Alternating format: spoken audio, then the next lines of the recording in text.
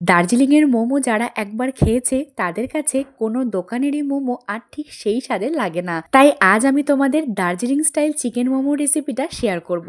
আমি যেই প্রসেসে মোমো বানানো দেখাবো সেই process step by step follow করলে অবশ্যই তোমরা দার্জিলিং স্টাইলের মোমো ঘরে বসেই বানিয়ে নিতে পারবে। এইটুকু ভরসা আমার উপরে তোমরা করতেই পারো। রেসিপিটি ভালো লেগে থাকলে অবশ্যই লাইক করে দিও আর মোমো লাভার বন্ধুদের সাথে কিন্তু শেয়ার করে দিতে ভুলে যেও না। আর এরকমই নিত্য নতুন রেসিপির আপডেট পেতে অবশ্যই চ্যানেলটিকে সাবস্ক্রাইব করে পাশে থেকো। চলো তাহলে দার্জিলিং স্টাইল জুসি মোমো বানানোর জন্য প্রথমে স্টাফিংটা কিভাবে ওরা বানায় সেই রেসিপিটা শেয়ার করছি।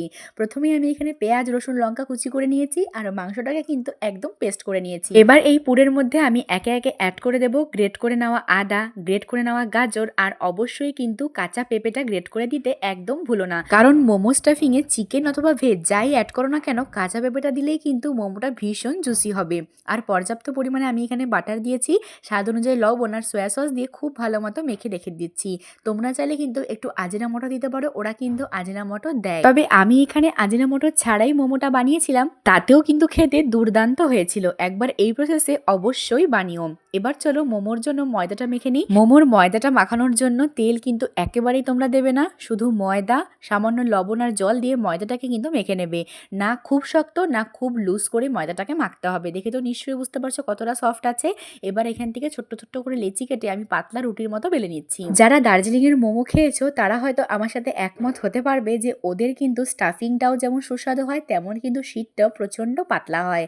আর স্টাফিংটা কিন্তু ওরা এভাবে ইউজ করে। অনেককে আমি দেখেছি স্টাফিংটাকে ভেজে নিতে, সেক্ষেত্রে কিন্তু মোমোর ওই জুসি ভাবটাই আসে না। তো মোমোর শীতটা কতটা পাতলা করে আমি বেলেছি তা তো নিশ্চয়ই দেখে তোমরা বুঝতে পারছো। এতটাই পাতলা করে বেলবে যাতে হাতের ওপার থেকে তোমাদের আঙ্গুলগুলো দেখা যায়।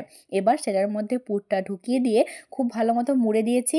আমি ওদের মতো পারি না হয়তো মুড়তে, তবুও চেষ্টা করলাম। এবার একটা ঝাঁঝরির উপরে তেল বলিয়ে একে একে মোমোগুলোকে বসিয়ে দিয়ে জল ভর্তি করার উপরে ঝাঁঝরা সমেত মোমোগুলোকে ঢাকা চাপা দিয়ে সেদ্ধ করে নেব 20 থেকে 30 মিনিট। তবে এই স্টিম করার ক্ষেত্রেও একটা টিপস আমি তোমাদেরকে দেবো।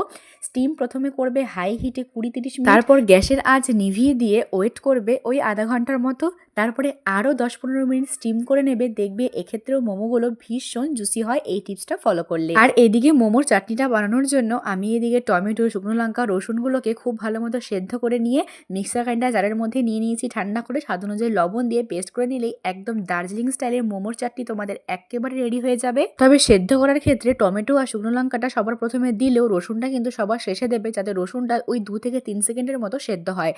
রসুনের একটা গন্ধ কিন্তু ওই চাটনির থেকে আসলে খুব সুন্দর হয় খেতে। আর এদিকে মোমোগুলোও আমাদের স্টিম করা হয়ে গেছে, আমি প্লেটিং করে দিচ্ছি। দেখে তো নিশ্চয়ই বুঝতে পারছো কতটা সুন্দর হয়েছে মোমোগুলো খেতে, আর প্রচণ্ডই নরম তুলতুলে হয়েছিল। আশা করি এই টিপসগুলো মেনে চললে তোমাদের মোমো জুসি আর নরম হবে। কেমন লাগলো তোমাদের রেসিপিটা কমেন্ট করে জানিয়ে যেতে একদম ভুলে যেও না। আজকের রেসিপি এই পর্যন্তই, দেখা হচ্ছে কাল নতুন এক রেসিপির সাথে। ততক্ষণের জন্য ভালো থেকো, সুস্থ থেকো, বাই।